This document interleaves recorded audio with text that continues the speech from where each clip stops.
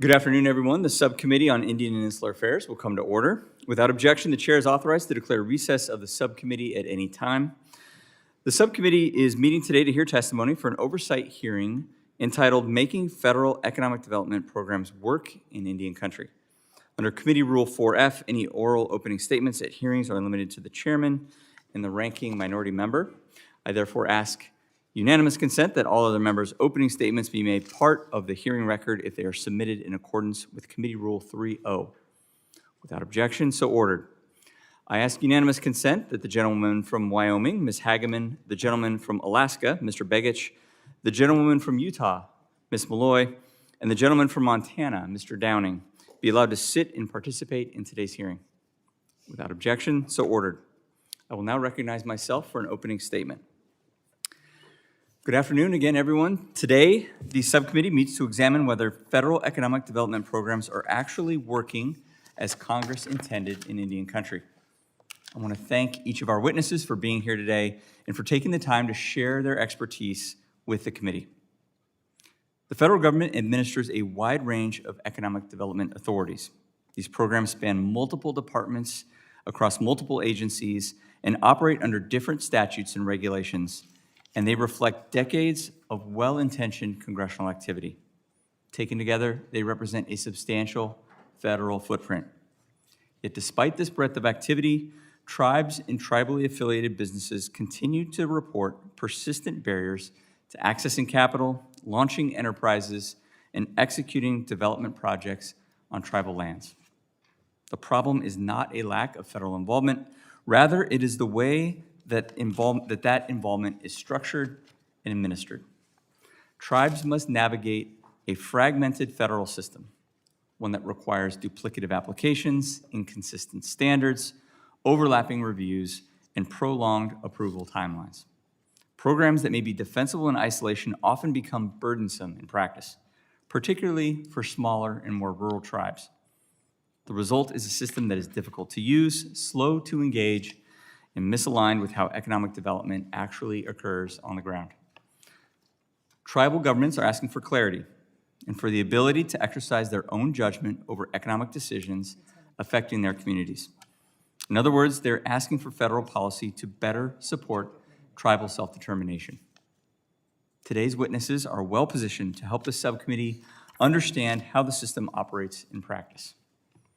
Chairwoman Hope Silvas of the Shivwits Band of Paiutes brings the perspective of a tribal leader working directly to advance economic opportunities for her community. Her testimony will help ground this discussion in the practical realities that tribes face when federal processes delay or constrain development, even when projects are modest in scale and clearly aligned with local priorities. Chairman Rodney Butler, appearing on behalf of the Native American Finance Officers Association, represents tribal finance officials who work daily with federal programs, lenders, and investors. NAFOA's experience highlights how regulatory uncertainty, delayed guidance, and fragmented oversight can undermine financing and stall projects that are otherwise viable projects. We will also hear from Mr. Haven Harris of the Native American Contractors Association and Mr. Watchman of the National Center for American Indian Enterprise Development. These organizations work closely with Native entrepreneurs and contractors seeking to participate in federal contracting, lending, and in business development programs. Federal contracting is an economic powerhouse for tribes, and protecting program integrity is essential to making these programs work as intended. This hearing asks a straightforward oversight question. Are existing authorities actually advancing economic activity, or are they unintentionally creating procedural bottlenecks that slow progress and discourage investment? The committee has a responsibility to ensure that federal Indian policy supports, rather than constrains, tribal decision-making. The testimony today will inform the subcommittee's oversight of whether agencies are executing the law as written and where changes may be needed to make these programs work as intended. I appreciate our witnesses' willingness to engage in that discussion today. Your perspective will help inform this committee's work and guide future conversations about economic development that gives Indian country the opportunity to flourish. With that, I yield back. And at this time, the chair now recognizes the ranking minority member for any statement. Thank you so much, Mr. Chair, and thank you to our witnesses for being here. I feel like I'm just with a bunch of old friends, but colleagues with whom we have worked on lots of projects together, who we have worked to make sure that we bring economic prosperity to Indian country. Because we need to start with the premise that economic sovereignty is key to tribal sovereignty. And if we do not create the conditions for tribes to prosper wherever they might be, so whether they have access to gaming resources, to natural resources, to tourism, to manufacturing, we need to make sure that wherever tribes are located within our amazing United States of America, that they have the tools to prosper. And that is what our job is here in Congress, is to make sure that we give them those tools and that we remove the barriers to that prosperity, including by speeding up approvals for infrastructure projects, because you cannot build a business if you don't have the clean water and the electricity to that business. We also know that tribes have difficult accessing existing federal programs. Tribes in my district are always raising with me the difficulty of applying for federal funding when they might not have the resources to complete that engineering report, when they might not have the matching funds that are required on too many of our federal programs. So I really do look forward to Chairwoman Silvas's testimony about how we can make sure federal programs actually work for tribes. We'll also hear about the Small Business Administration's 8A program, which has been a vital economic tool for tribes to grow their economies. This committee is very bipartisan in our work, and for that I am always grateful. I am concerned, however, on the Trump administration's attacks on 8A, because when they attack tribal participation in the 8A program, it shows they do not understand how it works. When they say we are attacking tribal participation because, or in the name of, an attack on diversity, equity, and inclusion, how you can be against equity, I don't know. They don't understand that tribes are governments, and they do not deserve to be attacked on the premise of DEI. And Native CDFIs are so essential to the work that tribes do. So I also want to raise my concern about the Trump administration's attack on renewable energy development. Tribes face over 6 times more electrical outages and almost 30% higher energy costs compared to the national average. That means thousands in Indian country live without electricity, and Mr. Watchman knows too well what that's like in the Navajo Nation.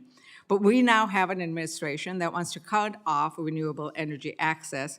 In July 2025, the Department of Interior released new departmental review procedures on wind and solar projects that would make it more difficult to pursue clean energy projects. For those tribes that don't have oil and gas and other natural resources that they can develop, they actually have a lot of wind and solar potential. So we would not want to cut off that access to our energy independence. As it said, we must use all of our energy resources.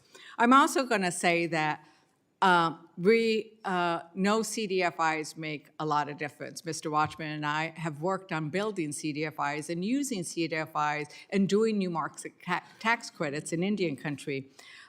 Sadly, Trump tried to lay off all the staff of our CDFI twice. Not once, but twice. But you know what happened is across the country, people rose up and expressed their concern on a bipartisan basis. I am grateful for my colleagues who also raised that issue. And when Trump tried to eliminate the CDFI in the funding package on a bipartisan basis, we said no, this is an important program, and we fully funded the CDFI. So that shows how when we all work together, we can make sure that we keep the resources that tribes have flowing to Indian country. And it also comes back to we need that workforce. I know Mr. Watchman will testify about the importance of having a federal workforce so that they can respond to the projects that are submitted. You need boots on the ground, and you actually need people sitting on those desks to make those approvals. So I look forward to listening to your ideas, to hearing from you on what is working and not working on the ground in Indian country so that we can create that economic sovereignty. And with that, Mr. Chair, I yield back. The gentlewoman yields. At this time, the chair now recognizes the ranking member of the House Natural Resources Committee, the gentleman from California, Mr. Huffman, for his opening statement. Mr. Huffman. Thank you, Mr. Chairman. So before I turn to the subject of today's hearing, I do want to emphasize we're not having this conversation in a vacuum. We are living through an administration that punishes its perceived enemies. That includes tribal nations, treats them with contempt, and it is actively dismantling the programs that serve Americans, including those in Indian country right now. Last month, Republicans upheld a veto on a tribal bill that not a single member of Congress objected to. Everybody supported it. There were no policy disagreements, no controversy, yet the president vetoed that bill, not because of substance, but because of his ego and his pettiness and political vengeance. He made that all clear himself. And yet every Republican on this subcommittee, except you, Mr. Chairman, you did the right thing, but everyone else on this subcommittee rolled over, turned their backs on tribal sovereignty, and went along with that veto. In that moment, they turned the Congress into Trump's version of the Russian Duma, with Republicans in Congress acting like finger puppets that simply do whatever the wannabe dictator tells them to do, even if it's reversing a vote they cast a few weeks earlier on a tribal bill.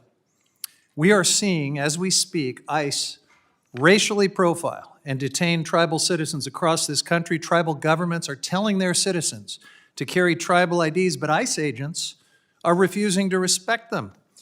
And then a Republican member of this subcommittee actually shrugged it off and said there will be mistakes. Well, this is not a mistake. Tell that to the American citizens who are being grabbed off the streets, dragged into unmarked vehicles by masked secret police agents, held for days or weeks while their family has no idea where they are. It's not a mistake. How are people supposed to participate in their economies? We're talking about economic development today. How does that happen? How do they run their businesses, go to work when they face the threat of being snatched off the street by masked federal agents and disappeared to who knows where because of how they look? Indigenous communities have already endured genocide, forced removal, and assimilation, systematic theft of their lands by the federal government. These wounds have not healed, and tribal nations continue to face broken promises from a government that owes them far more than it has ever delivered. Their families have lived on these lands long before this committee came into existence. Now, I would like to think that promoting economic development in Indian country is a shared priority. With you, Mr. Chairman, I think it is. But given the majority's broader silence and capitulation into a Duma, in the face of this administration's actions, I am skeptical. Tribes have told us repeatedly that underfunded and understaffed agencies are holding their communities back. Under President Biden, we created tools like the Access to Capital Clearinghouse to help tribal nations, individuals, and businesses find federal funding opportunities in one place. And then Trump came in and rescinded it. According to his administration, helping tribes find this federal funding was, quote, harmful. That tells you everything you need to know about where their priorities lie. From day one, this administration has worked to gut federal funding, to slash the federal workforce. They've unjustly swept tribal nations and businesses into their attacks on DEI. The National Center for American Indian Enterprise Development, one of our witnesses today, released an assessment in last May, and their findings are clear. Workforce reductions and funding freezes slow administrative responses and disrupt critical tribal programs and services. We've seen attacks on the CDFI fund. We've seen efforts to terminate staff during the Republican shutdown, the longest shutdown in history, followed right after by Trump's last shutdown. Concerns around SBA's 8A program continue, issues that I'm sure our witnesses will speak to today. And as this committee knows all too well, Republicans have repeatedly tried to block clean energy, creating even more barriers for tribes who want to invest in wind and solar. Our witnesses today include the National Center, NACA, and NFOA, all of whom have endorsed a policy brief on tribal economic development priorities for the 119th Congress. And that brief calls for amending the Native Act, a bill led by Representative Case that Republicans have stalled, and passing a clean carcieri fix that Chairman Westerman continues to block despite the overwhelming support from Indian country. So look, I want to have a productive conversation. I want to start doing some actual work to walk the walk on these things we say we care about. But in light of everything I've just outlined and everything this administration is doing in real time, I'm deeply skeptical. I yield back. The gentleman yields. At this time, the chair would like to introduce the witnesses for our panel. And first, I would like to recognize Ms. Malloy from Utah for 30 seconds to introduce the witness from her district. Ms. Malloy. Thank you, Mr. Chairman. Hope Silvas is a member of the Shivwits Band of Paiute Indians in southern Utah, and they're one of the 5 bands that make up the Paiute Indian tribes of Utah. She's currently serving as the acting chairwoman of the Shivwits Band of Paiutes, but she also serves as the Shivwits Band's representative to the Paiute Indian Tribes of Utah Tribal Council. She has been elected multiple times by her community to leadership roles, including chairwoman, vice chairwoman, and council member, and provides leadership in tribal governance and economic development. She's been doing that for the past decade and a half. She resides on the Shivwits Reservation and represents the band in government-to-government consultation with federal, state, and local officials on issues affecting tribal sovereignty, governance, and economic development. She's a strong voice for her people, and the band is growing, and she's making sure that they are not marginalized and not forgotten in an area that has an otherwise really strong economy. She's championed the need for increased opportunities for her people in education, in the economy, and in the southern Utah community. And the acting chairwoman is aptly named for the role she's playing. She's working to ensure that the Shivwits Band and the Paiute Indian Tribes of Utah have hope for the future, and I'm glad she's here. Welcome, Chairwoman Silvas, Acting Chairwoman Silvas.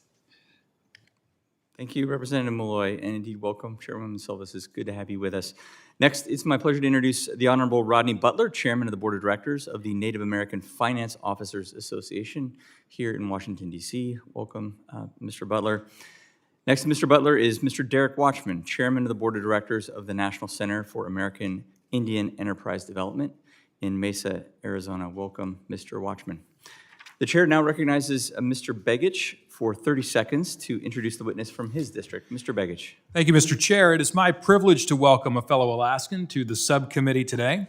Haven Harris is a tribally enrolled member of the Nome Eskimo community and a shareholder of both Sitnasak Native Corporation and Bering Straits Native Corporation. Born and raised in Nome, he now serves as Senior Vice President of Growth and Strategy at Bering Straits Native Corporation. Mr. Harris also serves as co-chair of the Native American Contractors Association, representing over 45 Native-owned firms that employ tens of thousands of workers across all 50 states. He brings firsthand experience with the federal contracting programs we're examining today, programs that have generated over $1 billion annually in community benefits for Alaska Native shareholders, funding scholarships, healthcare, elder support, and economic development in some of our most remote and rural communities. I'm grateful that he's here to share Alaska's perspective, and I look forward to his testimony. Thank you, Haven, for making the long journey to Washington, and I yield back. Gentleman yields. Indeed, welcome, Mr. Harris. It's great to have you with us as well. Now, let me remind each of our witnesses that under committee rules, you are to limit your oral statements to 5 minutes, please, but that your entire written statement will appear in the hearing record. To begin your testimony, there should be a little talk button in front of you. You can press that. And we do use timing lights. When you begin, the light will turn green. That means go. When you have 1 minute left, the light will turn yellow. And at the end of 5 minutes, the light will turn red. And I ask when that happens that you please wrap up your opening statement, or if you're being asked a question, if you wrap up your answer to that question as quickly as possible.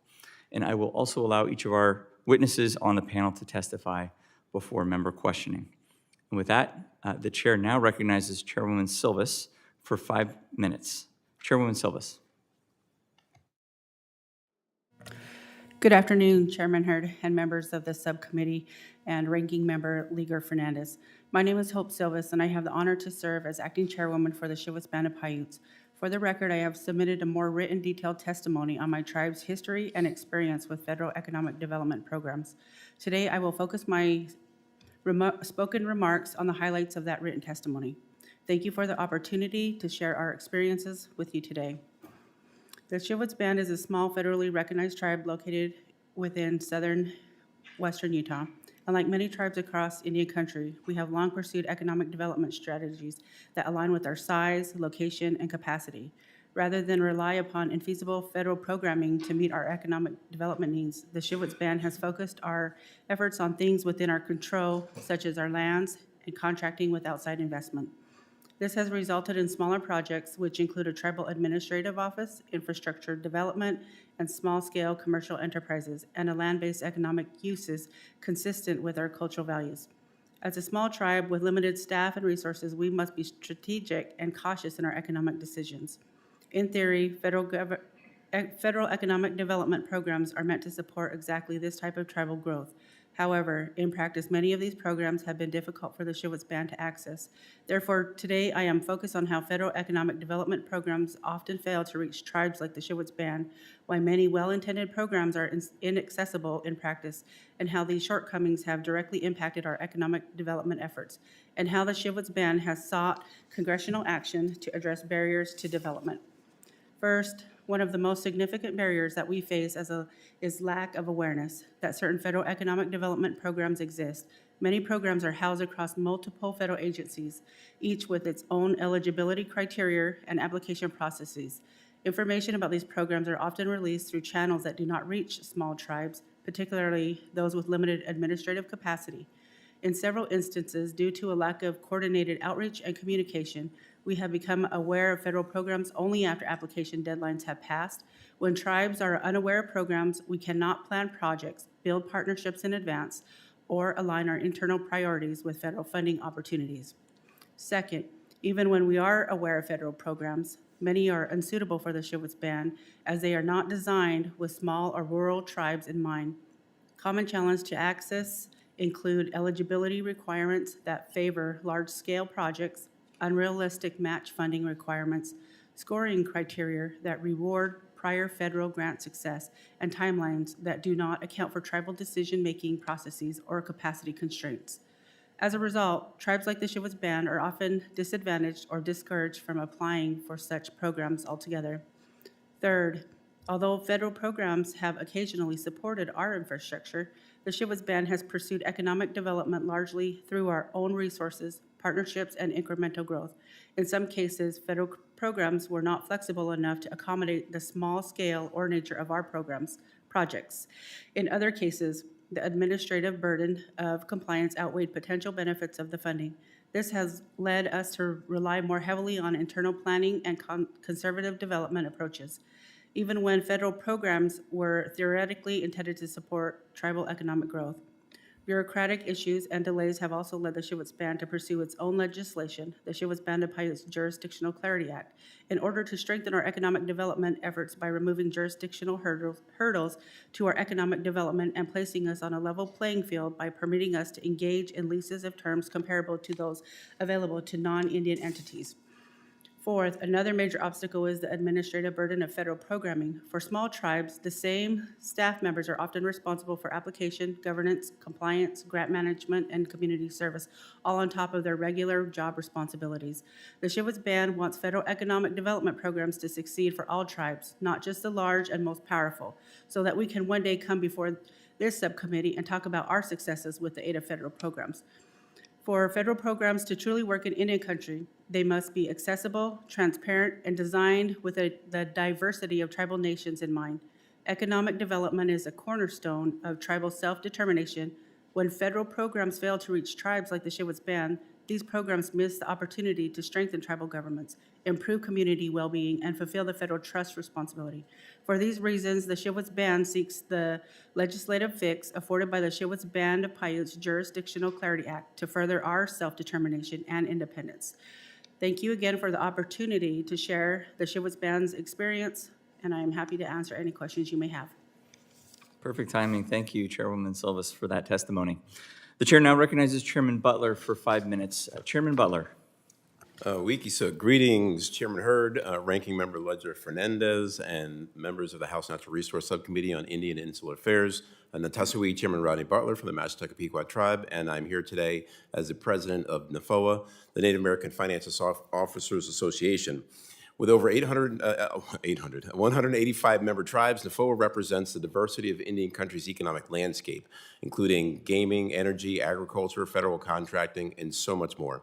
Since 2021, we have worked closely with the Federal Accountability Office to better understand the challenges tribes face when accessing federal economic development and capital access programs.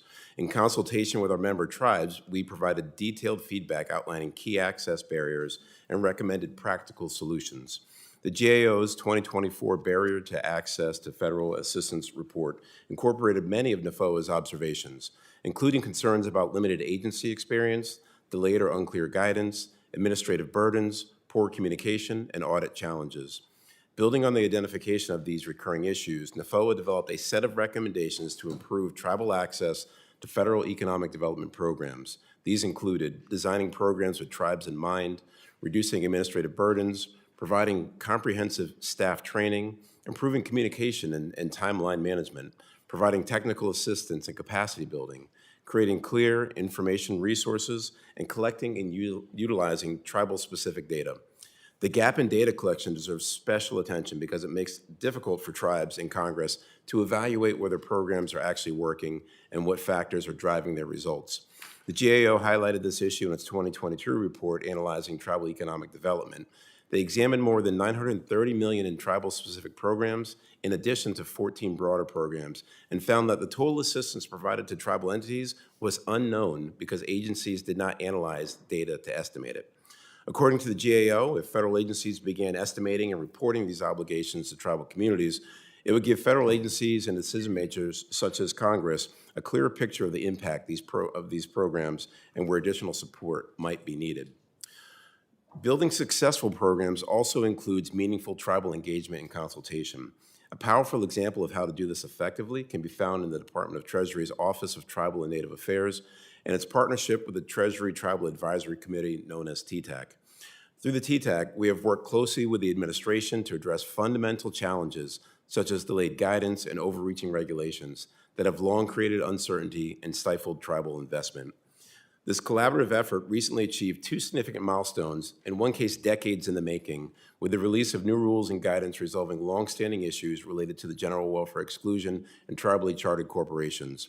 The effort between Treasury, OTNA, and TTAC exemplifies how federal agencies can conduct meaningful consultation that both advances policy goals and respects inherent sovereignty of tribal nations. From a legislative perspective, many of the economic development challenges facing tribal nations stem from lack of parity between tribal governments and their state and local counterparts. Congress can correct this disparity and fulfill its federal trust and treaty obligations by advancing the Tribal Tax and Investment Reform Act, introduced last Congress by Congresswoman Moore and Congressman Schweikert as H.R. 8318. This critical legislation addresses longstanding inequities by treating tribal governments the same as states for key tax purposes, including excise taxes, bond issuance, pension plans, general welfare benefits, and charitable organizations. Ending the discriminatory treatment of tribal governments by granting them full parity with state and local governments is accessing tax-exempt bond financing will enhance job creation, generate sorely needed revenue for social services, stimulate infrastructure and business development on tribal lands, and strengthen and diversify tribal economies. NAFOA and all of Indian country are eager for the reintroduction of H.R. 8318 in the House this Congress. In conclusion, federal programs and tax policy are vital tools for closing historic economic gaps in Indian country, but they only succeed when tribes can access them without facing the legacy of regulatory neglect. NAFOA remains committed to working with Congress and the administration to ensure that tribes receive clear and timely regulatory guidance, that federal coordination eases the burden on applicants, that tax policy empowers tribal economies, and that tribal finance professionals can deploy resources strategically. When federal support and policy are aligned with tribal sovereignty, we don't just foster sustainable economies, we build thriving, self-determined communities that uplift entire regions and contribute to the prosperity of this country as a whole. Kataputu'imu, thank you for your time today. Thank you very much, Chairman Butler, for that testimony. The chair now recognizes Mr. Watchman for 5 minutes. Mr. Watchman. Yate, hello. Chairman Hurd, Ranking Member, oops, sorry. Yate, hello. Chairman Hurd, Ranking Member Ledger Hernandez, members of the subcommittee. I'm Derrick Watchman, member of the Navajo Nation, and I'm also chairman of the board for the National Center for American Indian Enterprise Development, and we're based in Mesa, Arizona. Thank you for inviting us to share our views on this central topic that's so very, very important. Ironically, I testified before this subcommittee 8 years ago on 2 bills to improve several of these programs. Though enacted, some of the improvements still haven't happened, a theme that you'll hear in my testimony today. Since 1969, the National Center has been a driving national force dedicated to American Indian, Alaska Native, and Native Hawaiian economies and economic development. We advance Native entrepreneurs and businesses through training, programming, business and procurement technical assistance. We work with most tribes and assisted thousands of Native-owned businesses. Last year alone, we served over 3,000 clients who earned over $855 million in contract awards. Next month, we are hosting our 40th annual Reservation Economic Summit, RES for short. At this conference annually, this coming year, we expect 5,000 Native businesses, and this is the largest economic development gathering in Indian country. As we deploy our services to support federal grants and cooperative agreements, we've learned firsthand how to make federal economic development programs work in Indian country. Congress authorized these programs with worthy aspirations, but in many cases, agencies are complicated in their deployment and effectiveness. Federal funding rarely is sufficient in supporting economic growth, and arbitrary cuts have obviously created challenges to tribal programs. However, these programs can be strengthened with legislative fixes and departments fulfilling their statutory requirements. For example, in 2018, I testified for the Indian Economic Enhancement Act of 2020, a catch-all bill with provisions designed to address administrative inertia and strengthen key programs for 4 federal agencies. This included the Office of Native American Business Development, originally codified in 2000, but was never fully established. Even today, this office lies dormant with no director, so legislative changes are needed. Fortunately, Congress work in Indian country policy generally proceeds with bipartisanship, as we talked about earlier. The policies are outlined in my testimony, but I'll talk about a few. The National Center welcomes and would like to work on a new catch-all bill to improve programs, including the First Native Act. We urge the subcommittee to get answers from the Interior about the status of this Native Act and how the grants and cooperative agreements are intended to bolster tourism but are not working.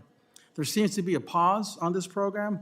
Any Native Act, as we hope will happen, should include making sure that there's specific, robust funding to fund the programs identified in Native Act. Number 2, explicit eligibility requirements on which tribal organizations actually can deploy this program. Like ours, we have a cooperative agreement with the Department of Interior, but the program is on pause.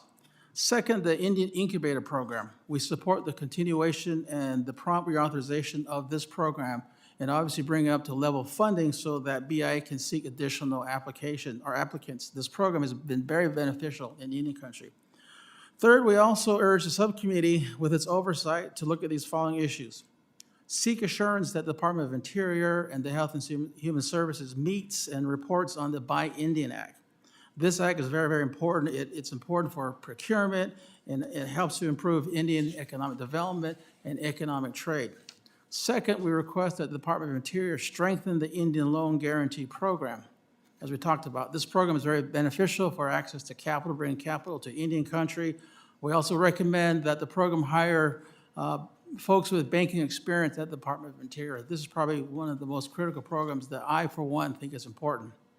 We also, number 3, press Commerce Secretary Lutnick to appoint a qualified Native professional as the director of the Office of Native American Business Development and deploy the $2.3 million that has been identified by the MDA program to this particular office. We also urge the White House Office of Presidential Personnel to nominate, appoint, and hire qualified Native professionals to the long vacant offices and jobs that serve Indian country. That's very, very important. Years ago, I was a appointee to the Department of Energy as a Tribal Affairs Director. That was very meaningful. We urge and we like to see the office get more natives qualified and working for us in all the federal agencies. Finally, we urge the members of the subcommittee to consider and co-sponsoring two things. One, tomorrow, Representative Sharice David will be submitting a bill to reauthorize the Office of Native American Affairs. That bill will be introduced tomorrow. We urge your support because we do believe that an office is needed in the Small Business Administration. The second is the tribal tax and investment reform legislation to eliminate the essential government function, as Chairman Butler pointed out earlier. This test has been very restrictive in tribes issuing bond authority. Okay, we'll move it up. We also urge your support on eliminating dual taxation in Indian country. So I thank the committee for focusing and looking at Indian economic development. I've been working on this for many, many years and urge your support so that we can improve Indian economies. So Thank you very much, Mr. Watchman. At this time, the chair recognizes Mr. Harris for 5 minutes. Mr. Harris. Chairman Hurd, Ranking Member Ledger Fernandez, and distinguished members of the committee, thank you for inviting me to today's important hearing highlighting tribal and native economies. My name is Haven Harris. I'm an Inupiaq Eskimo, a tribally enrolled member of the Nome Eskimo community, and a shareholder of both the Sitnasauk Native Corporation and the Bering Straits Native Corporation. I was born and raised in Nome, Alaska. Today I serve as the Senior Vice President of Growth and Strategy at the Bering Straits Native Corporation. I also have the honor of serving as the co-chair of the Native American Contractors Association, or NACA for short. NACA was formed in 2003 as a national organization representing companies owned by Alaska Native corporations, Indian tribes, and Native Hawaiian organizations, collectively referred to as Native entity-owned companies. Our mission is to strengthen Native self-determination through participation in federal contracting, grounded in the unique political and legal relationship between Native peoples and the federal government. NACA represents 45 organizations nationwide that collectively serve more than 1 million tribal citizens, Alaska Native shareholders, and Native Hawaiians. The Small Business Administration's 8A Business Development Program is central to this mission. Congress explicitly authorized tribal participation in 1982, expanded the program to Alaska Native corporations in 1988, thank you, Senator Stevens, and to Native Hawaiian organizations in 2002. This framework is rooted in the Constitution, affirmed repeatedly by Congress, and reinforced through decades of bipartisan support has been mentioned numerous times in this committee. Native 8A companies are fundamentally different from individually owned firms. They are not owned by a single entrepreneur or driven by private shareholder return. Instead, they are community-owned enterprises with a direct responsibility to reinvest profits into the people they serve. Revenues generated through federal contracting essentially support essential services such as healthcare, education, public safety, housing, and infrastructure, often in some of the most remote and logistically challenging regions in the United States. Native participation in the 8A program is therefore part of the federal government's fulfillment of its trust and treaty obligations. The success of this model is clear. In fiscal year 2024, Native 8A companies received $26.2 billion in federal contracting awards, representing approximately 4% of all federal contracting.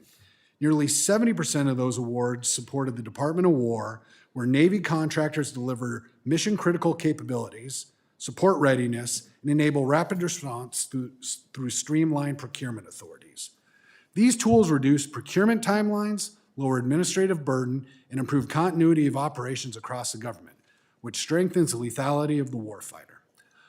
Alaska Native corporations were created under the Alaska Native Claims Settlement Act, or ANCSA, as a deliberate economic model, one designed to provide long-term benefits to Alaska Native shareholders through sustainable business activity.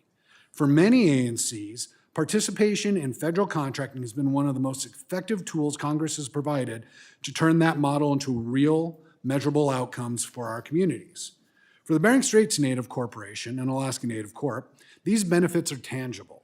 They include dividends to shareholders, elder benefits, which is a special dividend that we're allowed to give our elders 65 and older who are original shareholders, scholarships, job training, and investments in infrastructure in some of the most remote communities in the United States. I'd invite you to come to Nome someday and see what remote really looks like.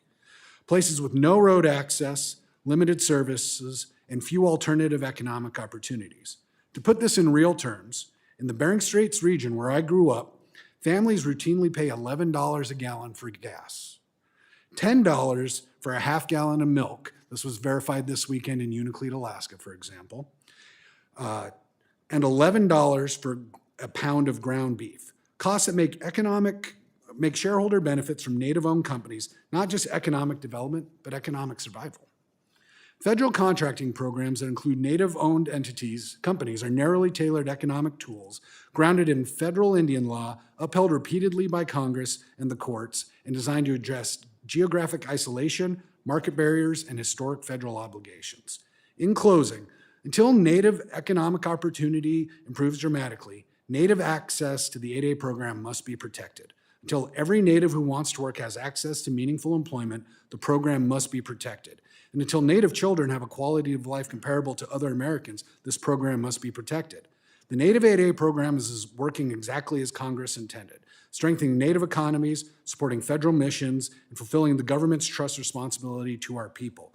Thank you for the opportunity to testify, and I look forward to your questions.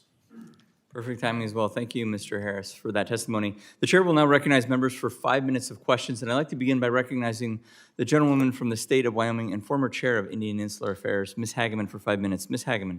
Thank you, Chairman Hurd and Ranking Member Leger-Fernandez. It's wonderful to be back here in this committee room addressing economic development issues. I just first want to say something in response to the tirade from Mr. Huffman. I believe really got off track, but I think there's some important things to point out here. First of all, personal safety and economic development are interrelated, and we need personal safety and tribal safety in order to have economic development on our reservations.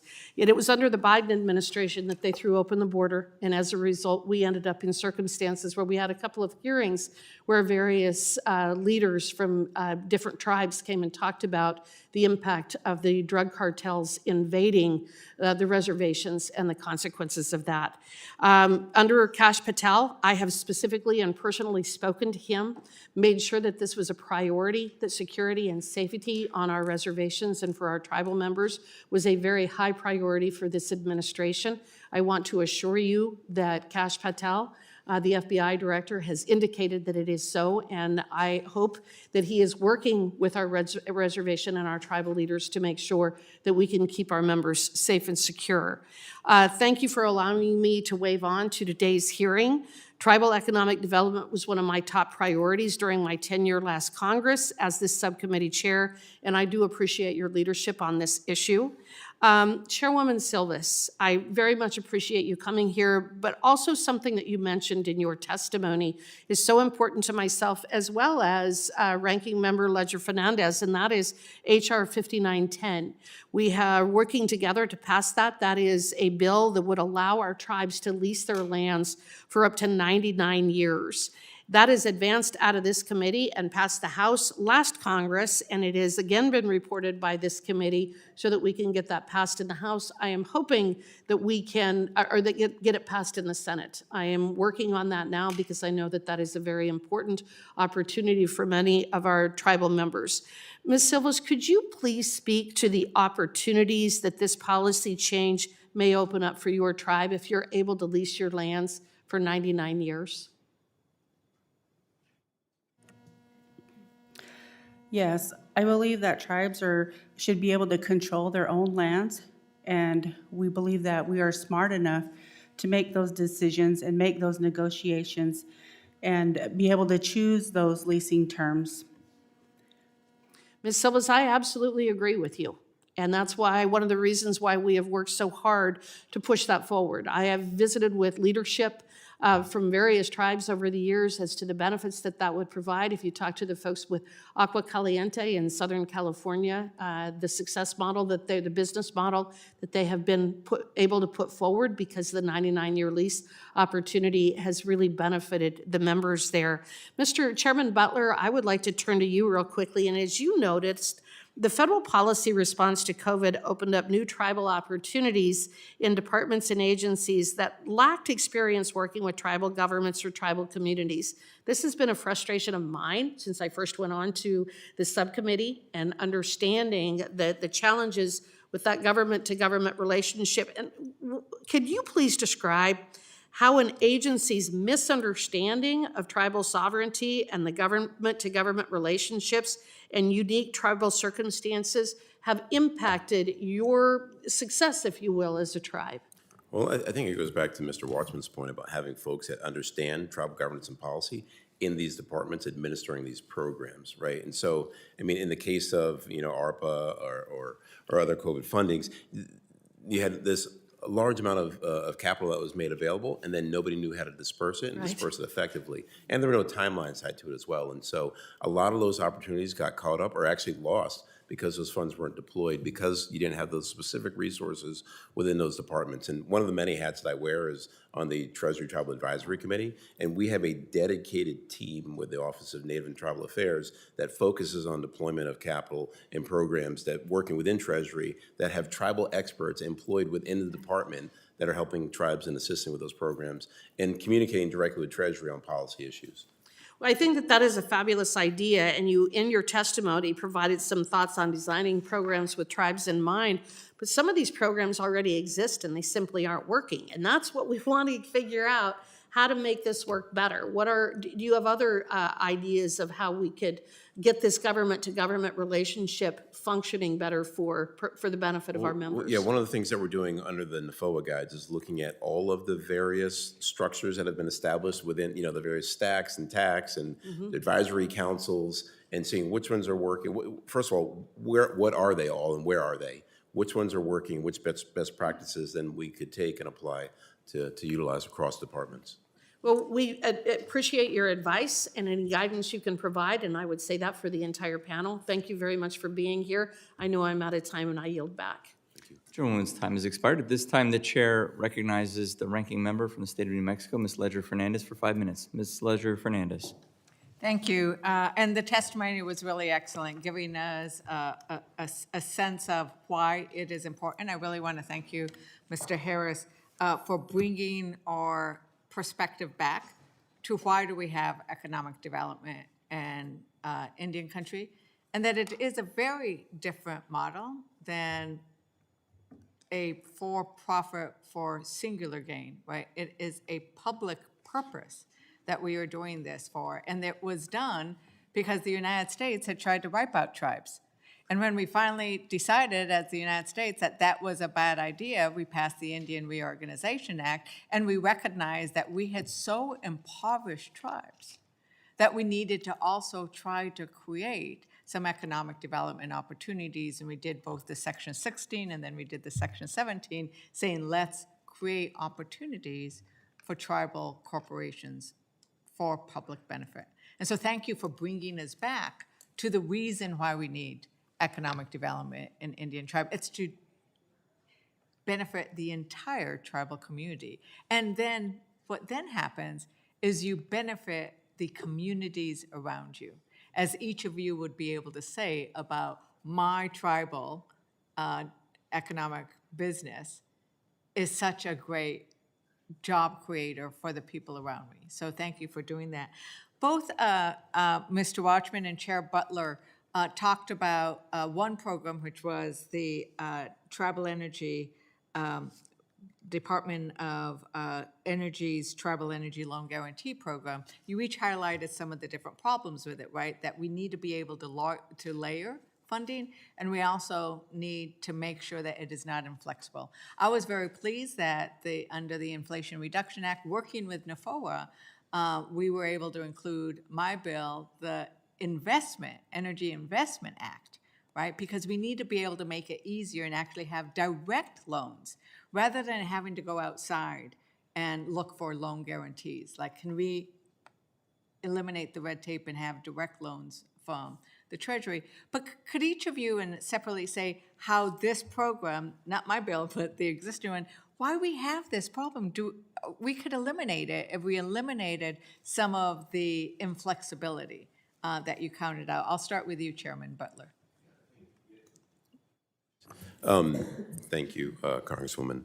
I think the issue with the deployment came down to, as I spoke about earlier, with programs generally speaking, that there's no clear timelines that these funds need to be deployed by. And there's no sense of urgency in coordinating with tribes to understand what projects are available and assisting tribes in planning those. And so the resources aren't there in many cases, tribes that just don't have the resources and the technical expertise to understand how to navigate through the red tape of programs like this. And so I think having the right resources that are empowered to deploy the capital is critically important, and that just wasn't happening in the case of this program. Mr. Watchman. A couple of other components to the program. One was that, to provide bond guarantee, basically work with the capital markets. In many cases, the capital markets view these credits as specialty credits, and so it takes more resources to consummate a credit with a tribal government or a tribal energy project. And so, funding it internally obviously is the big key. But some of the challenges, though, was the groundwork, the pre-construction work. You have to hire lawyers, economists, architects, engineers, and that takes a lot of resources. And tribes right now are limited with, resources. So they're obviously trying to provide for health, education, welfare. So to bring on a new project, a new funding source, obviously creates a lot of challenges. And so, but I'm glad that the Department of Energy has moved toward indirect loans, but it's a long process. And so that's been the challenge. When you work with projects on the outside, things are pretty expedient. But to gain approvals on the tribal side, you got tribal council, you have to go out to get community meetings, and then you have the whole bureaucratic process of, the 25 CFR. There's many, many requirements that have to get done before you can deem a project shovel ready. And so these all obviously lend itself to, projects. And in fact, there's probably been very few projects yet that has been done under this program.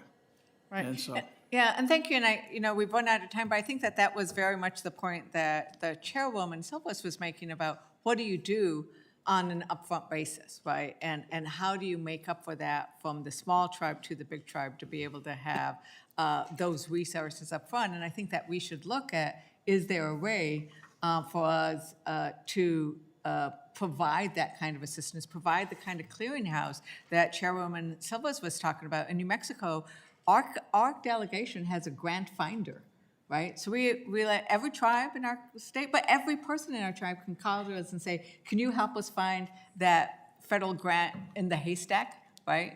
Because there's so many, and how can we actually create something that provides that assistance across the federal agencies would be an interesting work.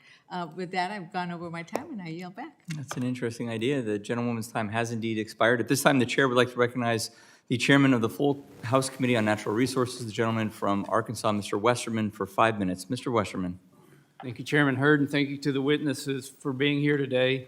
We talk a lot about self-determination, and to me, economic development is the pathway to self-determination. Actually, I don't see how you have self-determination without having strong economic incentives and being able to provide jobs and economic growth.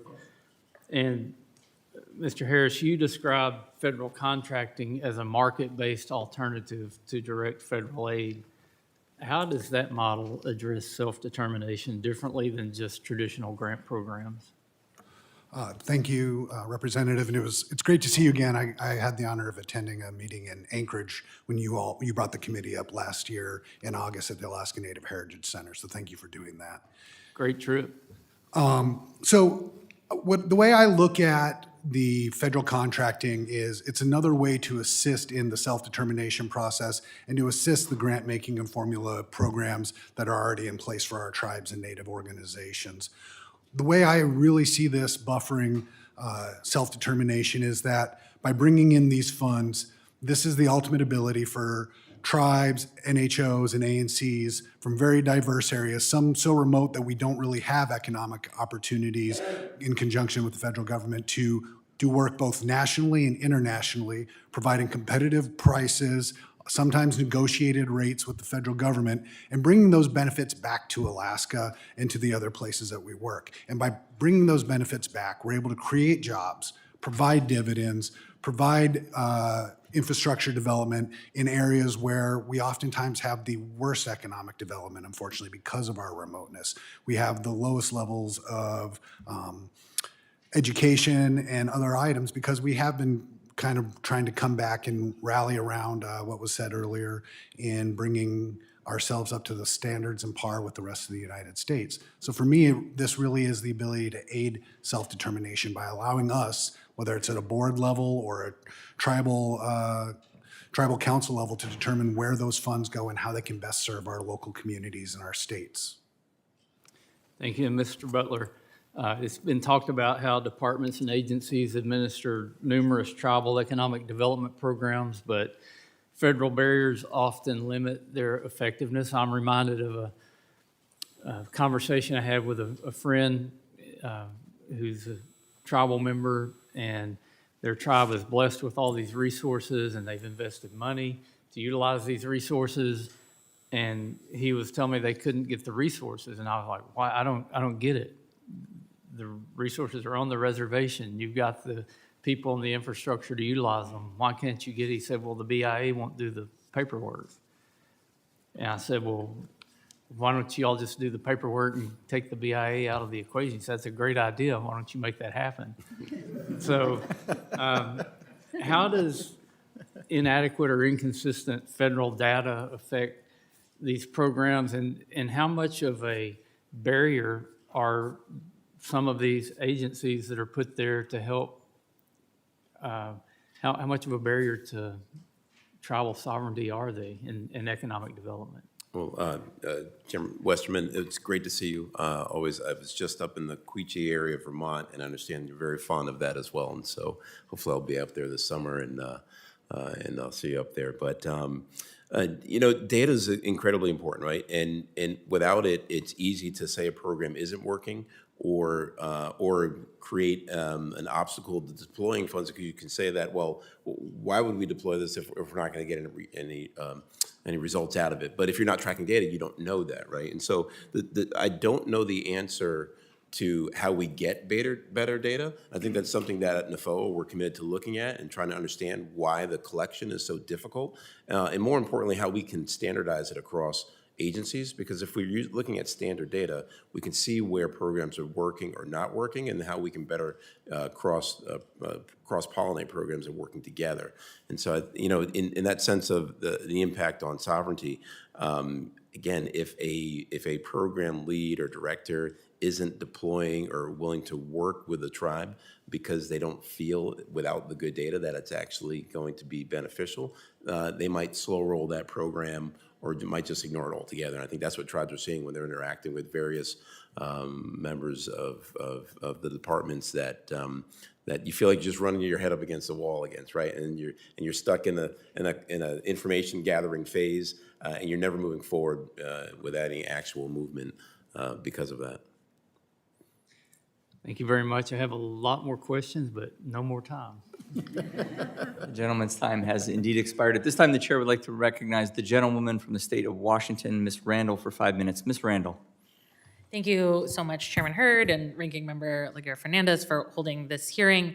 We're here to talk about economic development, and I will get to that, but I just was struck by my colleague from Wyoming's remarks about how an agency's misunderstanding of tribal governments and tribal sovereignty can lead to negative outcomes, and couldn't help but say that we are seeing that on the ground in my district, in my state, as well as in Minnesota, the really challenging and dangerous interactions between Homeland Security agents and tribal nations, and a misunderstanding or disregard of sovereignty when detaining American citizens, tribal citizens, and coming onto reservation land. I've heard from women who are tribal leaders who are, taking advantage of the fact that there's one road in and off, on and off the reservation, and so we'll just go park their truck across the road because that is the best way to keep their community safe. And I'm glad and grateful that we're able to have this conversation about removing barriers and strengthening understanding as it relates to economic development, but want to ensure that we are able to have these conversations across agency interactions, ensuring that we are truly defending sovereignty. I know that our bureaucracy is vast and difficult to try and navigate for local governments, for tribal nations, particularly smaller tribal organizations. And we have to identify opportunities to streamline these processes and services wherever possible, especially to uphold our treaty and trust obligations and ensure that tribes can take advantage of federal resources and programs. In my district, we've seen incredible positive effects from the Recompete program, recently authorized by my predecessor, policy led by my predecessor. It's been critical to economically distressed communities like in the Olympic Peninsula to leverage federal investments to reinvigorate local economies. The Makah tribe has been a key partner in this work on the peninsula, but these programs are only as good as the funding they receive from Congress. And how the administration actually uses those funds or releases them, as the case may be. Unfortunately, over the past year, we've seen the Trump administration create confusion and chaos by illegally freezing these federal funds issued by Congress and reducing staffing capacity. Your testimony today, and thank you all for making the trip here, makes clear that flexibility, adequate federal funding, and reliable staffing are key to successful economic development. The National Center's assessment of this administration's impact on Indian country highlights this as well. One section of the report that really stood out for me was the discussion around the administration's abandonment of climate resiliency efforts. They noted that weakened agencies and tribal partnerships and insufficient funding have left tribal communities more vulnerable to climate change.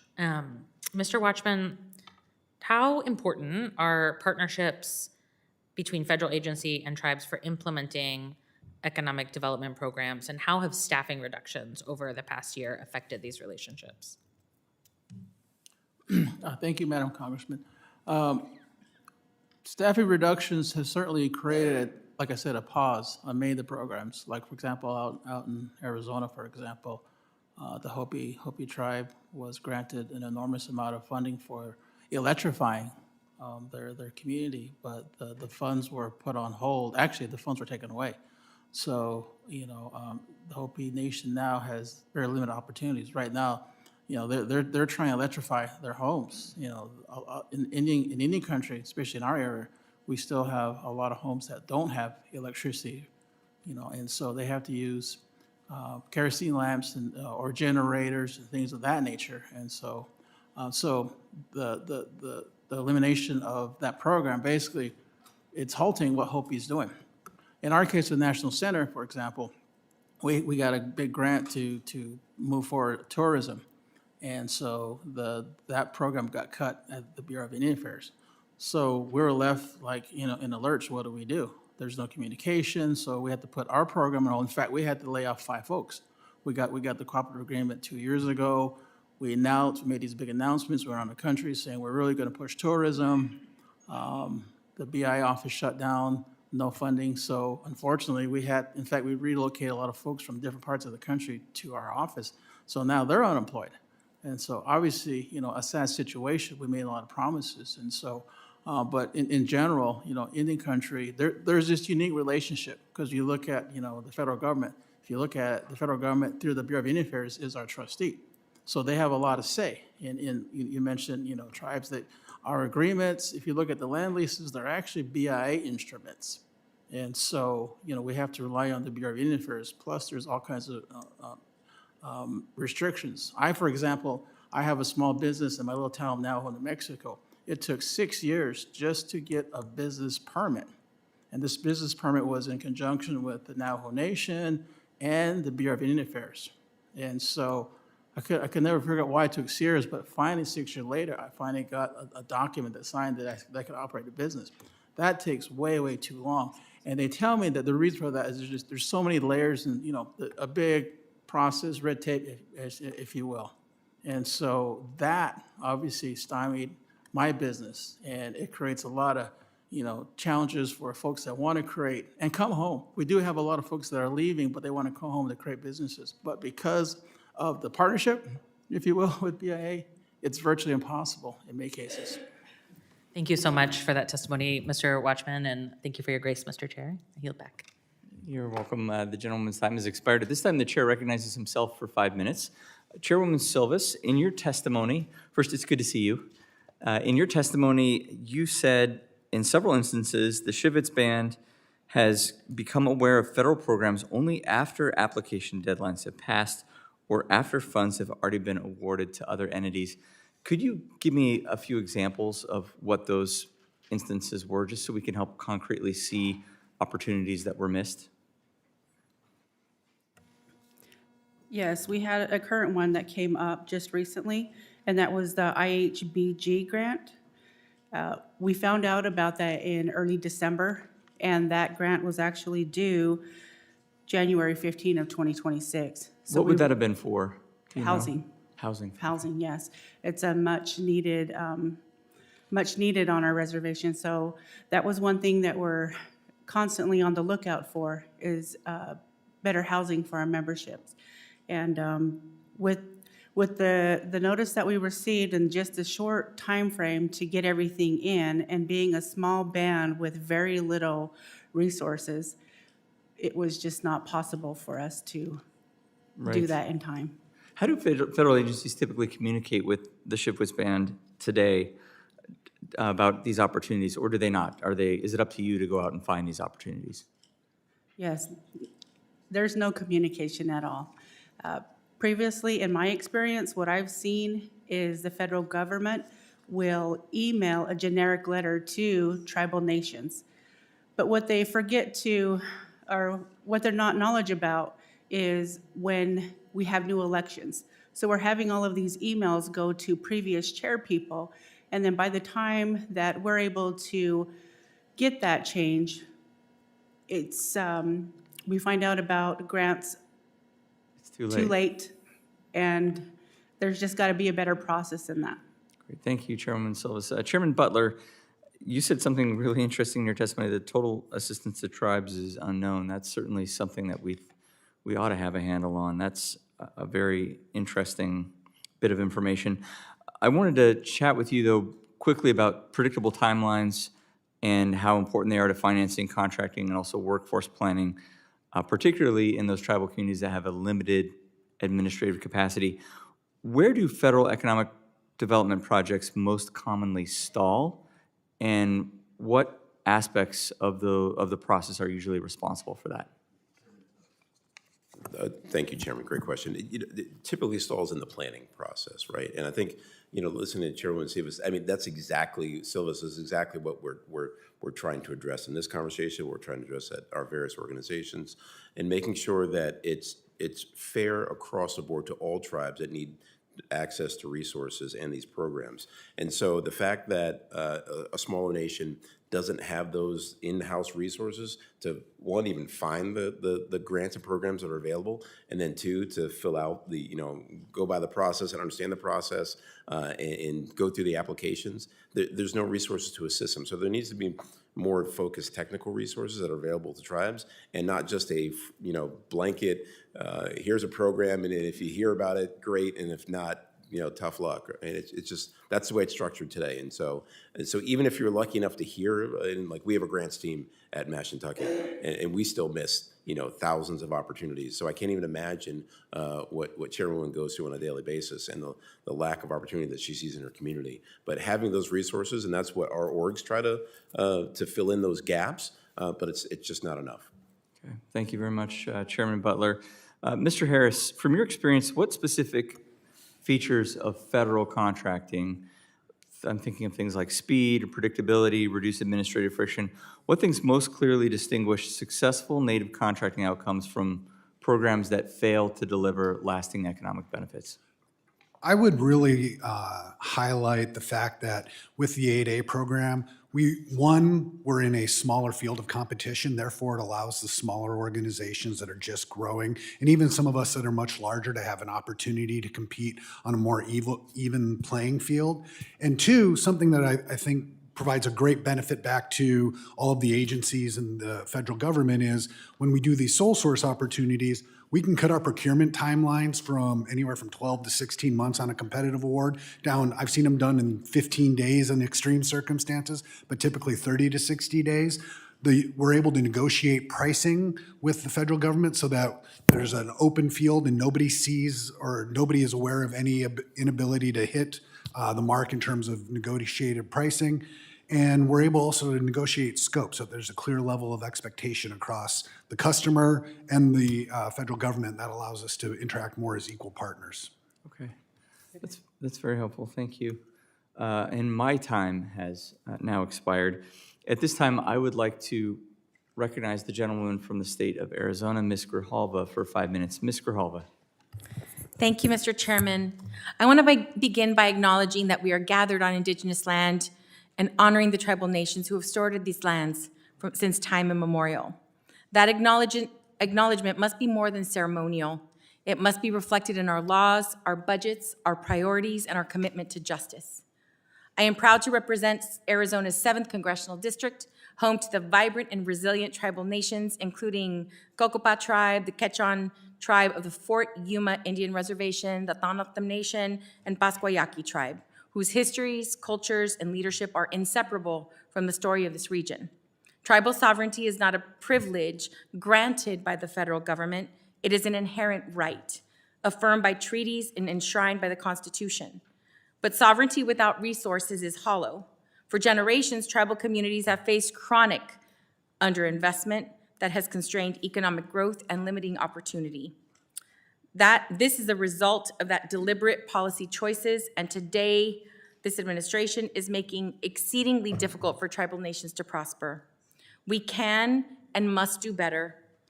True tribal sovereignty demands more than words. It requires meaningful federal investments that empower self-determination, support economic development, and ensure equitable access to opportunity.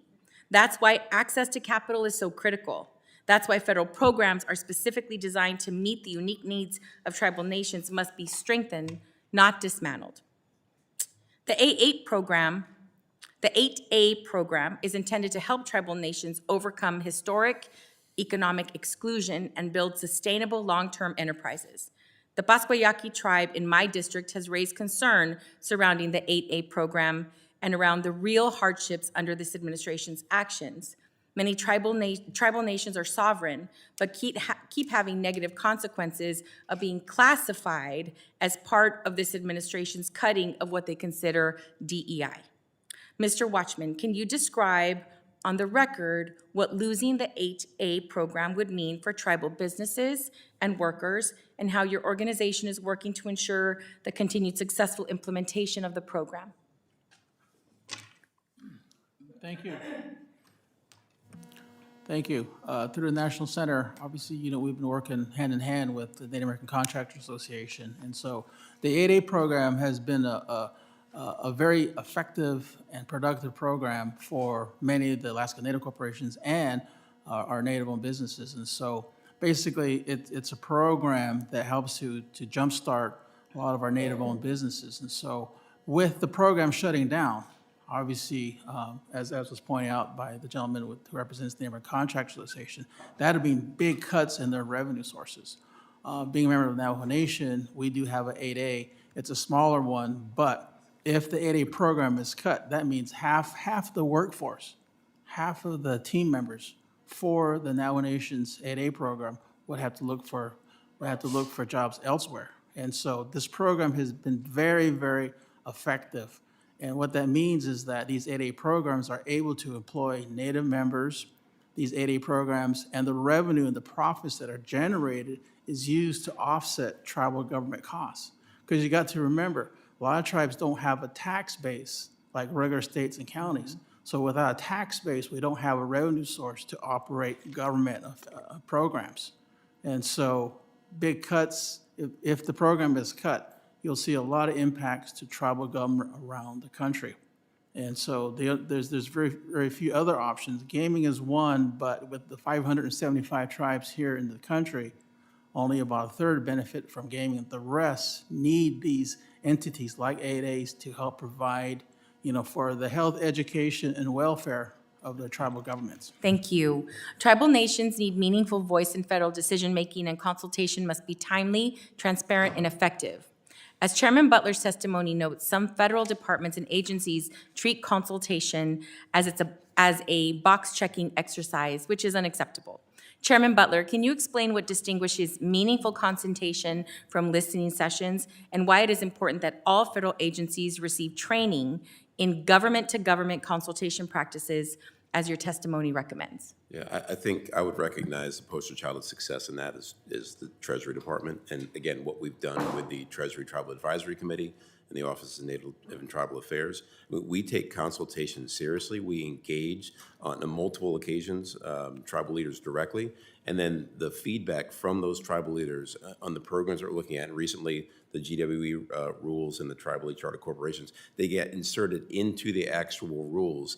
And so much so that the TTAC itself, we had to advise to pull some things out because they put everything in the kitchen sink in, and so it was great. And the way that they engaged through utilizing the direct resources of the Office of Tribal and Native Affairs was key, because having experts, tribal experts in the room, in the department, assisting with that communication and those consultations was critical. Thank you. I yield back.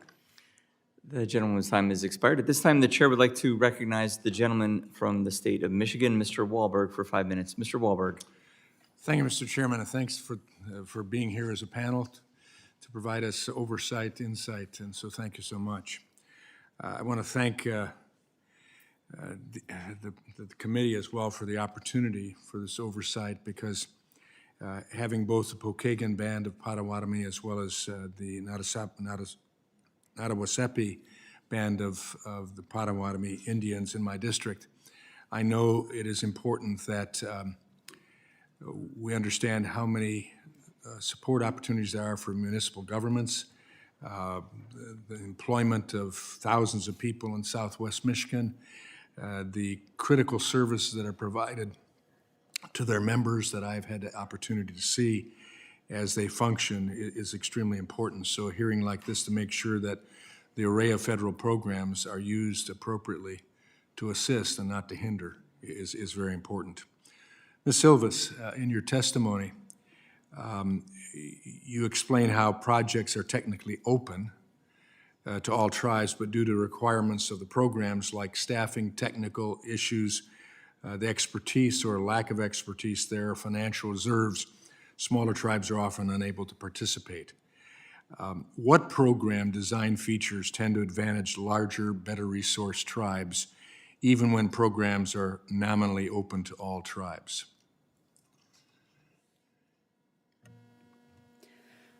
Right now, I don't feel comfortable with answering that question, so if I can get back with you with a written.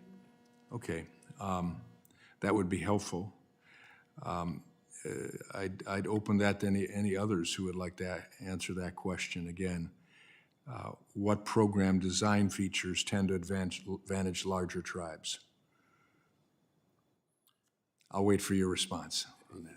Yeah, Congressman Wahlberg, one, just recognizing the point that you made that the tribal economies aren't just about tribal economies, it's about prosperity for the surrounding regions as well in the state, and that's an important fact to note. But in building to your question, you said it's for large tribes. They tend to advantage larger tribes. Is that true or not? Well, no, it depends on resources, right? I think larger tribes in the sense of resources that are available, that's where the advantages are, and that's the point that we're talking about, that we need to balance, the opportunity for all tribes and having the technical expertise available to all tribes and streamlining processes so that it's much more understandable for everyone to take advantage of. Yeah, I mean, they're nominally open to everyone, but how to get that is the concern. Yep, exactly. How could programs be structured so smaller tribes have a realistic opportunity to participate without disadvantaging tribes that already have capacity? Ms. Silvas?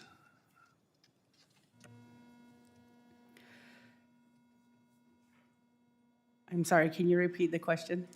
How could programs be structured so smaller tribes have a realistic opportunity to participate without disadvantaging tribes that already have capacity? And I could open it to anyone. who would care to answer that? I'll take a stab at it. Mr. I Watchman? was chief of staff for 2 former Navajo presidents, and obviously, well, not obvious, but larger tribes do have a few more resources, few more staff people, to be able to look at these different opportunities. But as a former banker working with the smaller tribes, a lot of tribes are bare bone. A lot of tribes just have very, very limited resources. So, the programs that they fund are, like, for example, the police and social services, education. And then again, it's really hard to get challenges. Also, our young natives are graduating, but they're not coming back to the reservation because of limited economic opportunities, limited education. So in many cases, it's really hard to find qualified, competent, skilled tribal members to come home and work for the tribe. I see that quite a bit on Navajo. A lot of folks say, well, I want to raise a family, but the education, things are terrible, so why go home? So that's one of the challenges that many reservations face, including my reservation, is how hard to, pay all your bills. So the smaller tribes, in many cases, just don't have the resources to hire the talent and to employ those folks. And so, yes, there's a lot of opportunities out there, but the smaller tribes, as you're suggesting, do have challenges in getting things done. But the bigger tribes also, have also challenges, and so it's just a challenge. So how do you fix that? How do you improve that? I think, as was suggested, more consultation, more notice that there's resources available. And in many cases, in my prior work, in many cases, there's turnover in the federal government. So I joke about it, but sometimes you have to do Indian 101, and that's to train the federal programs as to how reservations work. There's 574 different tribes. Every tribe is different.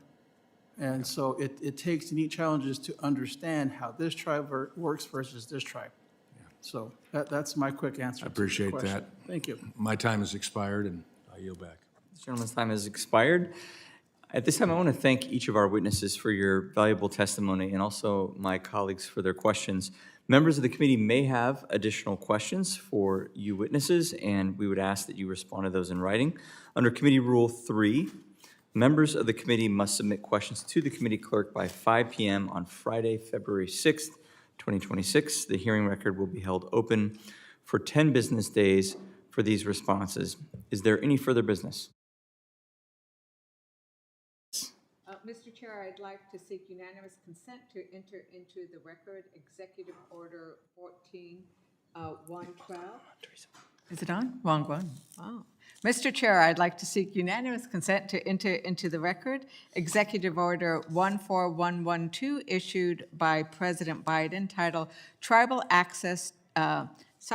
titled Reforming Federal Funding and Support for Tribal Nations to Better Embrace our Trust Responsibilities and Promote the Next Era of Tribal Self-Determination.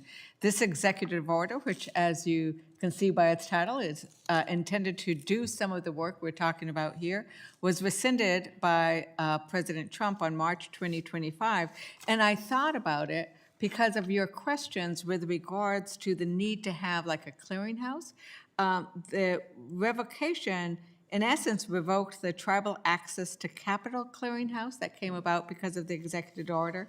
The executive order asked to look at additional funding needed to carry out the kind of projects we're talking about here. How can agencies have waivers of their own policies, which they are authorized to do, but what kind of waivers so we can have better tribal access to federal funding? How do we promote contracting and compacting? And these are the kinds of things that I think are very useful that were laid out in the executive order, which shouldn't be controversial, which I think we should look at and look at actually codifying so that they are not dependent on one president wanting to rescind all the prior president's executive orders regardless of the merit. But these are the kinds of things we're talking about that hopefully we can work together on a bipartisan basis. Thank you for triggering that in my mind with your Worthy of questions. discussion without objection.